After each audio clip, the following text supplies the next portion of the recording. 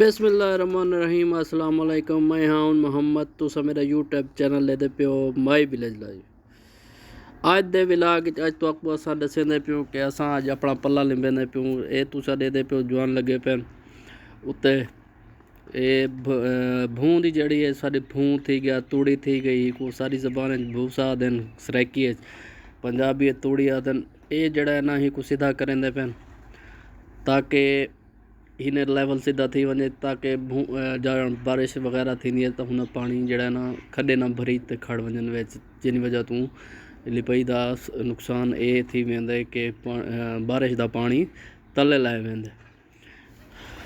ते असां ये पंजाली च आयूं ते पंजाली जड़ा ना हिन उत मार ते हिंदे विच जड़ा ना असां इको हिन लेवल सेट करते वला जड़ा ना असां हिंदी लिपाई शुरू कर दे। जड़ा असां मिट्टी दा गरा बनाया हा वो एक जड़े पहले असां ट्रैक्टर नाल हल मारते हुकूम पिसी पिसी करते थोड़ा जड़ा ना हुन पानी बड़ा ते वो जड़ा ना असां हुकूम सेट कर दिता हा से। ते सवेरे आए से माशाल्लाह चंगा भिजा पे ते सारे जवान जड़े ना लेवल सेट करते काम स्टार्ट कर दिते ने। ये जड़ा ना असें दे विच हल मारिया से, जड़ा गारा बड़िया पे असें दे विच हल मारिया से ट्रैक्टर नाल ताकि मिट्टी जड़ी है ना बरीक बरीक थी वने ते असां जड़ा ना हिंदे विच जड़ा ना भला ही को भूं थी गया, तूड़ी थी गई, असां विच सट ते एक VIP बड़ा ते उत्ते लिपाई शुरू कर देती है।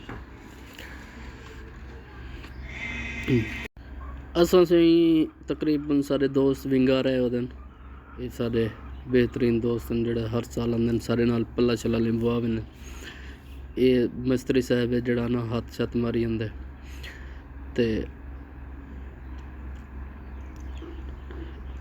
माशाल्लाह मेहनत काम शुरू थी गया अज, क्योंकि सीजन दे जड़े उन्होंने हार्ड साल दे जड़ा ना दाने भी सामने उन्हें साल दा भूं भी सामना आउंदे अपने जानवरें वास्ते, क्योंकि ये हो सी तो जानवर जड़ा ना घाह शा घट वध थी वजे तो वाला इन विच जड़ा ना बंदा आटा शटा मिलाते वो खवा सकते, इंदा ये फायदा है। साढ़े वास्ते जिमें दाने ज़रूरी है ना, इन्हें दे वास्ते भी इमें ये भूसा ज़रूरी है।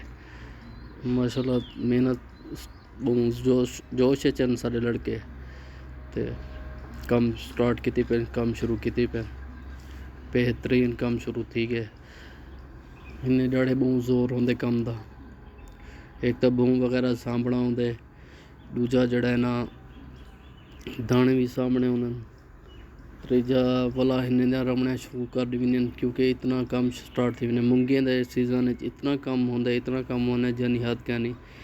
ते तुसां दे पियो जड़ा ना सारी जेड़ी हुकूमत है वो साकू जड़ा ना सही रेट गंदम दा नहीं पे देंदी, ते ही वजह तू जड़ा ना